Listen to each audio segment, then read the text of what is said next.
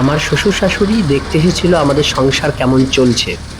আমিও ভাবলাম সেই সুযোগে তাদেরকে নিয়ে চলে যাওয়া যাক কানকি ধামে।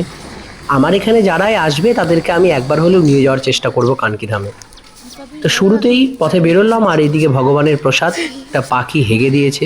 আমি বুঝি না পাখির এই গুগুলো সাদা হয় কেন, কারো যদি জানা থাকে অবশ্যই কমেন্ট করে জানিও তো।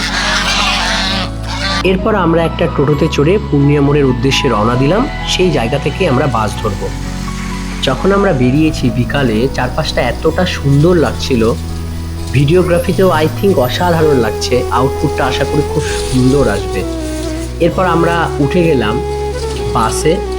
ট্রেনে যাওয়ার আমাদের কথা ছিল, বাট ভাবলাম যে না, যদি বাসে যাই তাহলেই তাড়াতাড়ি পৌঁছাবো, আর টাইম অনুযায়ী ট্রেনও ছিল না, তো সেই জন্য বাসেই আমরা যাচ্ছি। কানকিধাম প্রসিদ্ধ কৃষ্ণ ঠাকুরের অবতার বাবা রামদেবের মন্দিরের জন্য। এই কানকিধামে আসতে গেলে আপনাদের আসতে হবে কানকিতে, যেটা রয়েছে উত্তর দিনাজপুরে। বর্তমানে অনেক সুবিধে হয়েছে, কারণ কানকি স্টেশনে অনেক কয়েকটা ট্রেনের স্টপেজও করেছে। এই গেটটা দিয়ে ঢোকার পরে আর কথা বলতে ইচ্ছে করে না, কারণ মনের মধ্যে এমন একটা শান্তি স্নিগ্ধতা চলে আসে। শুধু এই জায়গায় মনে হয় যে শুধু আরাধনা করি, আরতি দেখি আর চুপচাপ বসে থাকি।